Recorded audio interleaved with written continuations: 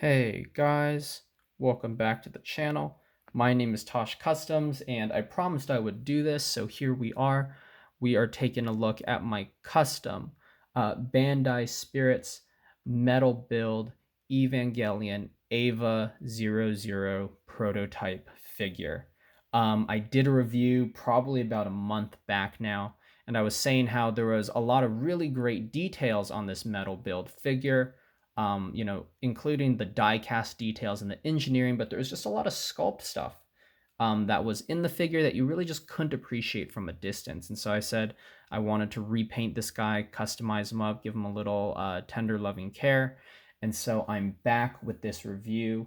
You might notice that the Ava does not have its stand or its weapons with it. I haven't repainted the stand or the weapons yet, largely because those are probably more likely to incur paint chipping just by messing around with the grips and the storage options. And so I decided for the time being I'm going to stay away from that, and I'm just going to bring out the detail of the Ava itself. So punching into the figure here, once again, a ton of incredible detail. And so the first thing I wanted to do was apply a black wash to everything. So I actually took Angela's leather paint because it tends to be a little bit stickier of a paint because it's made for fabric, and it's less likely to chip because it's designed to bend and stuff like that. So I took Angela's leather paint, diluted it down just slightly, and then dabbed it into all the cracks. And so I just let it sort of spread throughout all the cracks in the armor, and so you can see those nice black lines showing through the armor here, as well as up here in the shoulders and stuff like that. So just putting that black in added a layer of grime to the Ava that it didn't have before. After that, what I did was I took some black gray, which seems like an odd choice for weathering, but it just helps sort of mute all the colors down a little bit, especially when it's just dry brushed over. So all the different armor panels up here got some black gray. You can see it all along the shoulder pads, all over the chest. You can see it here on the edges of these arms, as well as the black gray on these little wrist cuff pieces, coming all the way down to the crotch. It's just all over the figure. A ton of black gray everywhere.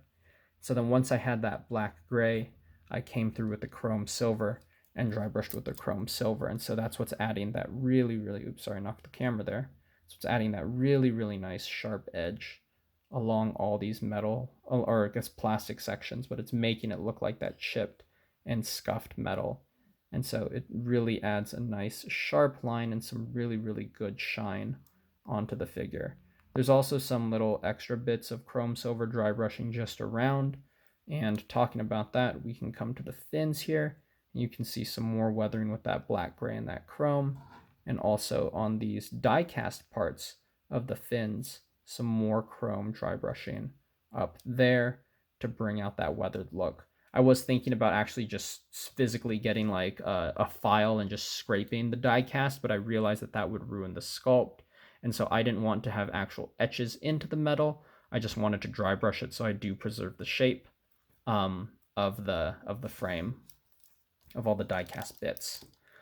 One odd thing that Bandai chose to do, and I do talk about it in my original review of the figure, is that the main eye of the head is green. So I'm going to pop this head off right here and we'll punch in.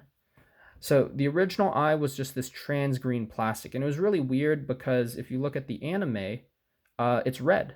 The eye's red. And so I don't know why Bandai chose to switch that up, but I decided to fix it. So I painted it with a nice vibrant red, as well as you can see there's a couple tones of pink going down to a white little eyeball center there. And so that really helps bring out that glowing look. And then there's a nice gloss varnish over it to pick out the light and that shine a little bit more. So, unfortunately, with my lighting right now, this little front hood piece of the helmet covers that eye and puts it in shadow, but you can see right here, it really picks up that reflection when I rotate it around. And so this makes the Ava look a lot more like its original counterpart. And then as you can see here, a lot more weathering, a lot more black gray, a lot more gunmetals all the way around the helmet here. And that's just adding that extra level of detail to pick out on the figure. Honestly, this is going to be a pretty quick review because I didn't do the weapons and because I looked over everything already. So it's not like there's anything new on this guy per se. It's all old, but what I do need to do right now is straighten out that neck peg. It's on a little ball joint piece right there, but the hinge isn't straight. So there we go. That should be straightened out now on that hinge. So I can plug that right back in, just like so. Some other stuff, if you guys remember from the last video, I was saying that I had issues in the joints of both the upper arms here. Unfortunately, I tried to take it apart and I can't figure out how these are all engineered together. It's a mix of die cast and plastic, and so it's fused in, whether it's with pins or something. I didn't want to really take a lot of force to this guy just because of, you know, the really high price point of almost $300, and for me over $300 because I got it as an import from Japan. So with that, the elbow unfortunately is the upper elbow right here on that double joint is still loose, and I do still deal with that bicep plate right here sort of shifting around a little bit as I bend the arm. Once again, these are not deal breaker items just because all I'm going to do is have them posed on a shelf, but I wanted to say that if your figure is dealing with those, I personally at least haven't been able to figure out a way to fix it just due to the way these are engineered. There's no real clear way to take these arms apart, and I didn't want to brute force it and, you know, snap any of the plastic panels in half or bend any of the die cast. So I'm choosing to leave it alone. It bugs me a little bit, but honestly, at the end of the day, figure still looks great. I mean, look at this thing. It looks absolutely awesome. I don't think in my original video I did a height comparison, or maybe I did, but if not, here's my Mezco Inquisitor next to it. As you can see, this thing, you know, this guy's probably about a standard 6 inches or so. So this guy stands at about like 9 inches total. So still a very, very impressive figure. It's got a lot of weight because of the die cast.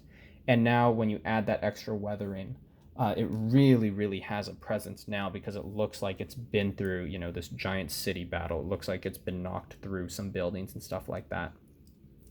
So coming around to the back, we have that spinal cord here. And once again, hitting it with that chrome dry brushing. You can see on all these gunmetal plates, there is some silver dry brushing. You can sort of see the speckling showing up right there, as well as on all these back plates here, some more black gray, some more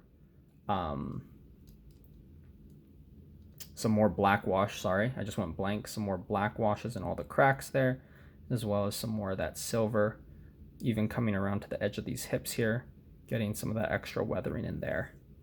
Coming down to the feet, I don't believe I said it last time, I think I messed it up in the original review, but there is a die cast in these feet. The whole internal frame of the feet and legs is all die cast.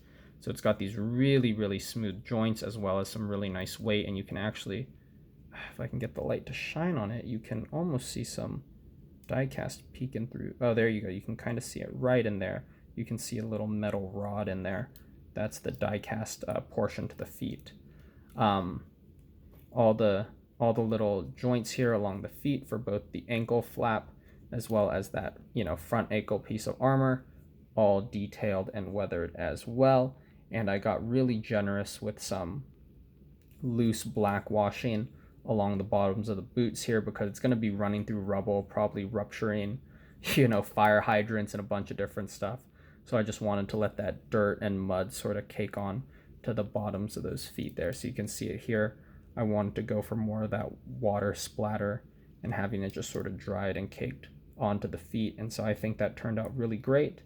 You know, if you don't prefer that type of detail, totally fine, but I thought it turned out really well. So I took my black wash, I just sort of splashed it on with a paintbrush, not like actually splashed it, but I just sort of tapped the paintbrush everywhere. And then I took a heat gun and dried the wash on.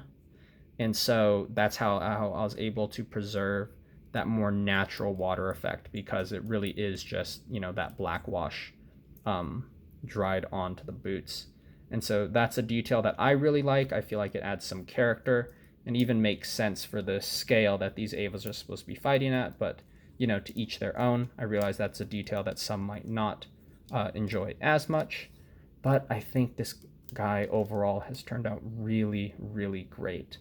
Once again, I'm an absolute fan of this Bandai metal build. I wish that, the quality control issue that I ran into both of those arms didn't exist. It does make me a little bit apprehensive to either buy the other EVA metal builds that they have or buy any future products from them, just because for the price point, as I've said before, it seems like a detail, just in the core construction of the figure that shouldn't be missed. But either way, I think this repaint brings out so much life out of this guy. All these little bolt details and all the little inlaid pieces now that are able to be picked out because of that black wash really allow the figure to stand out a lot more. You can see all those black panel lines into the arms there too. So I'm very happy with how this repaint turned out. At the end of the day, that's all it is. It's just a basic repaint. It's not like I'm doing any significant retooling or finicky, messing with the frame of this figure. But yeah, just turned out really, really great. And I know I've been saying that a lot, but I am happy with how it turns out. And for anyone who owns these metal builds or who owns any Gundam, this is stuff that's super easy. Just get a really loose paintbrush, get your paints together. For reference, I'm using a Angelus leather black paint for the wash. I'm diluting it with some paint thinner. And I'm using all acrylic paints, by the way. Never use oil paints on your models. It's not good unless you're doing like RC car type stuff. But even then, I'd say acrylics are probably better. I'm using a model color, or I think it's called Model Air Chrome Silver, and so that's what I'm using for the weathering, and then also model color Black Gray. So some pretty easy paint applications here. For the eyeball, I was using all Angelus leather paint just because I like how smooth those paints can be. They don't really chunk up as much, very smooth application, and so it's really easy to dilute those and get that nice fade for the eye right there.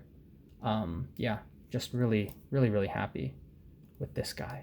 It holds so much more presence now with the weathering, and if you go look back at that other video, it's a world of difference. You wouldn't expect it just with some, very surface level applications of paint, but as you can see, it really just changes everything up. So with that being said, I know I've probably just gone on and on about paint application, and I've probably repeated myself 6 or 7 times at this point. But thank you all for watching. I hope you have enjoyed this little quick update video on my paint application for the EVA. If you want to comment down below if you're going to pick up this figure, or if you're going to, do your own paint job on one of these metal builds. I would love to hear about it. I'd love to hear about your experience with them.